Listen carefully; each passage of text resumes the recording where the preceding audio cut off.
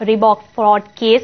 The country's accounting regulator, ICAI, or the Institute of Chartered Accountants, has sprung into action to explore possible violations by CA professionals. ET Now's Ashwin Mohan now joins us for more details on this particular story. So, Ashwin, what are you picking up in terms of the violations? Well, Nisha, quite clearly, there are several regulatory agencies that are probing the Reebok scam. The Gurgaon police was first, then the SFI have sprung into action, and what I now understand is that after getting a directive from the Ministry of Corporate Affairs and based on the press reports that have been circulating in the media on the Reebok scam, the ICAI, that's the accounting regulator, has sprung into action. In fact, I understand that in the past few weeks, they have shot off 3 letters to 3 concerned parties. The first, of course, is the audit firm N. Narasimhan & Co. Now, what the ICAI wants to know in that case is whether they acted as a statutory auditor or an internal auditor when they were involved with Reebok. The second letter, I understand, has been sent to Reebok itself, the company, and the ICAI wants to know from Reebok whether in their perception they are doubtful of any lapses being committed or any fraud being committed by any CA involved with the firm. So the ICAI wants the take and the inputs from Reebok as far as that aspect is concerned. In fact, I also understand that the ICAI has asked for a list of internal as well as statutory auditors from Reebok. So those are the 2 letters. What does the third letter say? The third letter, I understand, from the ICAI has been sent to the Gurgaon police because they want details from that all-crucial FIR that in fact stirred a hornet's nest. They also want to know whether any chartered accountants have been mentioned in that particular FIR. So that, in a sense, is in a nutshell, is what is contained in all these 3 letters that have been sent to the 3 parties, Nisha. And quite clearly, the ICAI is looking at exploring any possible violations under the CA Act. All right, so that's an ET Now exclusive. But Ashwin Mohan, stay on because we have with us Jaideep Shah, who's the president of ICAI, and he joins us live on the show. Thanks so much, Mr. Shah, for joining us. First of all, tell me, do you smell an accounting fraud in this case, as was seen in the case of Satyam as well? Hello. Yes, Mr. Shah, can you hear me? Yeah. Please tell me. Okay, what I was asking you is that do you smell an accounting fraud in the Reebok case as something similar to the Satyam case? At this juncture, I may not be comment on this because we have already written a letter to Reebok India Limited, Gurgaon, seeking certain details related to this matter. We have also written a letter to SHO, that is Station House Officer, Police Station, Gurgaon, for getting a copy of the FIR which has been filed by Reebok India Limited.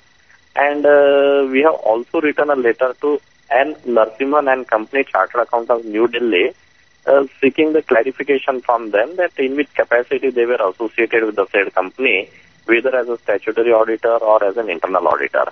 But till date, we have not received any clarification from all the 3 letters which have been sent to them. 4th letter also we have written it to Mr. Vishnu Bhagat, Chartered Accountant, who was COO of Reebok India Limited. We are awaiting the information from them.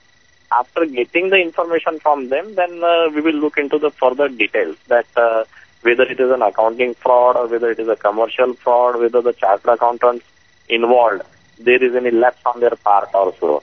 So at this juncture, it will be difficult to comment whether it is an accounting fraud or whether it is a fraud related to any other matter. Mr. Jaideep Shah, if I can step in over here, Ashwin here, can you hear me, sir? Right. Yeah, Mr. Ashwin, yeah. I would like to know what would be the next course of action as far as the ICAI is concerned. Now, clearly 3 letters have been sent. Have we reached a stage wherein there could be a possible hearing or a show cause notice? And what would be the next course of action once you receive all the inputs that you're seeking? Once we receive the input, then we seek the details from the concerned chartered accountant or a chartered accountant firm. And as soon as those details are received, then we go into the depth of it. And if we smell or if we feel that there is some professional negligence on the part of chartered accountant, whether in the capacity of an auditor or in the capacity of an employee or officer of a company, then we further move ahead. So, based on the information received, then we will seek further information and then we will proceed. Alright, so point taken. Now, another angle is, of course, the KPMG angle, because in the past, KPMG had conducted a forensic report for Reebok and had given them a clean sheet. What I want to know is that at any stage of your probe, is it possible that you would also send them a letter or seek details from KPMG as well? No, because KPMG is not a registered chartered accountant firm in India. So probably whatever assignment they might have conducted, it will not be in the capacity of a chartered accountant firm. It may be a management consultancy firm or any other thing. And we have a jurisdiction over only the chartered accountant firm. So from KPMG, we may not be able to get any details because they do not come under our regulatory framework. Sir, but if you do find any alleged foul play allegedly by KPMG, is it possible that you might refer them to another regulator at any stage of your probe? Generally, if at all any information has come to us, then we definitely share the information with other concerned regulators. And if they come within their jurisdiction, then it is for them to go ahead. Maybe Reserve Bank of India, maybe it is a Ministry of Corporate Affairs or any other regulator, maybe SEBI, whatever it may be. But we are very clear that as far as the ICAI is concerned, KPMG not being an auditing firm registered with ICAI, they do not come within our jurisdiction. But we have a system that if at all any information is received by us, then we share it with other regulators.